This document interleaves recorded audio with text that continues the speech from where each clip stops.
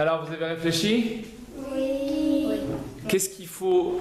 De quoi est composé un écosystème? On l'avait déjà dit. Monsieur, moi, je peux mettre là. Milieux, végétaux, animaux, champignons, bon, c'est la biodiversité.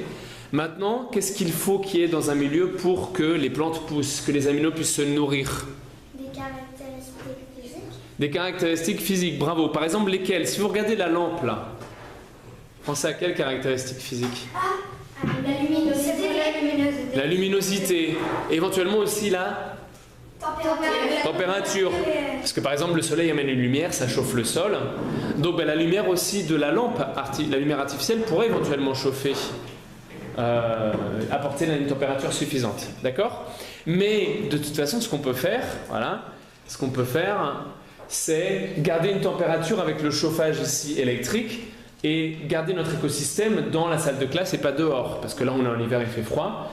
Et éventuellement, notre biodiversité, elle va disparaître. Alors en parlant de biodiversité, donc on a ça, on a également, non, revenons aux caractéristiques physiques, pardon. Donc on avait parlé de luminosité, de température, mais on a aussi l'humidité. Donc dans nos bouteilles en plastique ou en verre, il faudra également qu'on ait présence d'eau. Sous quelle forme? Liquide. Liquide, et éventuellement aussi, s'il fait chaud, de la glace, non pas vraiment. La glace, en général, il y a peu d'espèces végétales, par exemple, qui vivent dans l'Arctique. Vapeur, ouais.